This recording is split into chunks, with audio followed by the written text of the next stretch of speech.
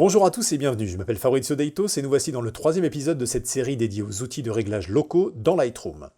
Après avoir vu le filtre gradué, le filtre radial, nous allons passer aux choses sérieuses avec l'outil pinceau. Cet outil se trouve, comme les autres, sous l'histogramme, ici, et vous l'activez en cliquant dessus ou en utilisant le raccourci K comme pinceau. Eh oui.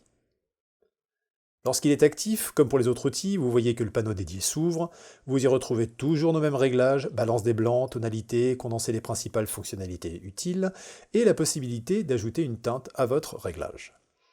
Alors, comment ça marche? Le principe du pinceau, comme vous l'aurez sûrement compris, est de nous permettre de peindre librement les zones sur lesquelles nous allons venir appliquer nos réglages. Les utilisations sont aussi variées et infinies que ce qu'on souhaite modifier dans une image. Ça va aller du fameux Dodge and Burn, éclaircir et assombrir en français, corriger la balance des blancs localement, accentuer les détails à certains endroits, ajouter une couleur, bref. À vous d'être créatif. Donc, nous allons regarder les options de l'outil. Nous avons tout d'abord la taille, qui va définir sa taille. Vous pouvez également utiliser la molette de la souris pour l'augmenter ou la diminuer. Le contour progressif qui va nous permettre d'avoir soit un pinceau dur avec un bord net, ou alors plutôt diffus avec un bord estompé. Vous pouvez aussi régler ça via la molette de la souris, mais en maintenant la touche Maj enfoncée cette fois. Viennent ensuite trois options, le débit, la densité et le masquage automatique qui se glisse au milieu, même si on ne sait pas trop pourquoi en fait. Le débit correspond à la quantité de peinture qu'on va appliquer à chaque coup de pinceau ou clic de souris lorsqu'on va peindre notre masque, ou notre zone si vous préférez. La densité est le niveau d'opacité maximal de notre peinture. Pour vous montrer visuellement ce que ça donne, si j'ai un débit et une densité à 100, ce qui représente le maximum, je vais appliquer mon réglage au maximum de l'opacité dès mon premier coup de pinceau. Vous voyez que si je reviens à plusieurs reprises avec plusieurs coups de pinceau, ça ne change strictement rien. Si je réduis mon débit de moitié, je vois que pour obtenir mon maximum, il faut que je repasse plusieurs fois au même endroit avec mon pinceau.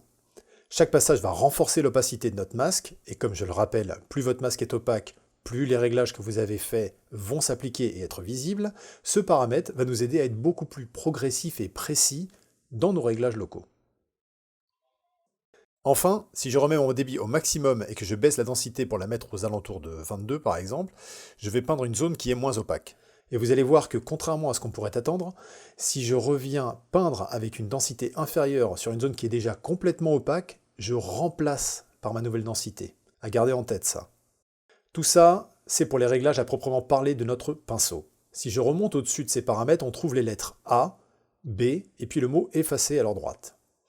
A et B vont vous donner tout simplement la possibilité de paramétrer deux réglages de pinceau distincts et de pouvoir rapidement passer de l'un à l'autre sans avoir à changer sans cesse les paramètres, soit en cliquant dessus, soit en utilisant le raccourci %. Lorsque vous êtes dans les modes A ou B, votre curseur de pinceau a un petit plus au centre. Effacer va être tout simplement le mode gomme. Les réglages là encore vont être propres à ce mode et on y accède en maintenant appuyant la touche Alt sur PC, Option sur Mac. Lorsque vous êtes dans ce mode, vous voyez que le petit plus au centre du curseur a été remplacé par un petit moins cerclé de gris. Ça, c'est pour vous le rappeler. Maintenant que nous avons vu comment ça fonctionne, passons à la pratique. Pour l'exemple, sur cette photo, je vais venir éclaircir et saturer un peu plus les arbres. Je règle donc mon exposition, ma saturation, puis je règle les paramètres de mon pinceau. Une fois que tout est en place, je viens peindre ma zone. J'ai activé le masque pour que vous puissiez visualiser plus facilement la zone. Au passage, pour activer ou désactiver l'affichage du masque, vous pouvez cocher ou décocher ici, ou utiliser tout simplement le raccourci O. Je désactive mon masque pour que nous puissions voir l'effet de notre réglage et peux l'éditer à ma convenance tant que mon épingle est active, comme nous l'avons déjà vu avec le filtre gradué et le filtre radial. Je peux aussi modifier mon masque, l'affiner, ajouter des zones ou en effacer. Le moment est parfait pour vous parler d'une option que j'avais laissée volontairement de côté, le masquage automatique. Si l'option n'est pas activée et que je viens peindre mes arbres ici, je vois que je dépasse sur le ciel. Mon réglage va donner un halo qui n'est pas du plus bel effet, pas très naturel. Je recommence en cochant l'option de masquage automatique cette fois, et là, magie. Vous voyez qu'il détecte la zone des arbres et contraint le masque à cette zone uniquement, sans déborder sur le ciel. Le résultat est propre, sans passer des heures à peindre chaque arbre minutieusement.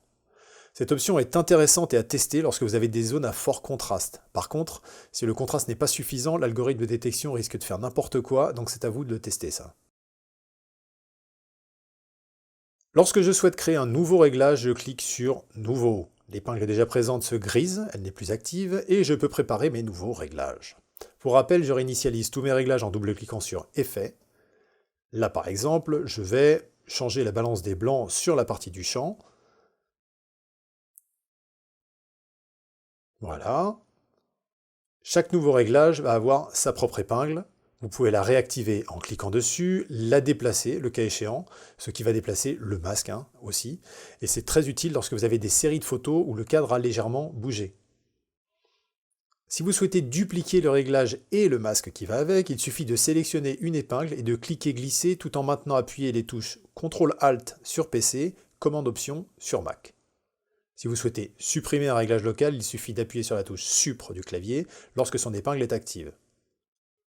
Enfin, lorsque vous en avez fini et que vous souhaitez sortir du mode pinceau, il vous suffit de recliquer sur l'icône ou d'utiliser à nouveau le raccourci K et le tour est joué. Voilà, vous savez l'essentiel et même plus sur l'outil pinceau et même sur les outils de réglage locaux d'ailleurs si vous avez été assidu.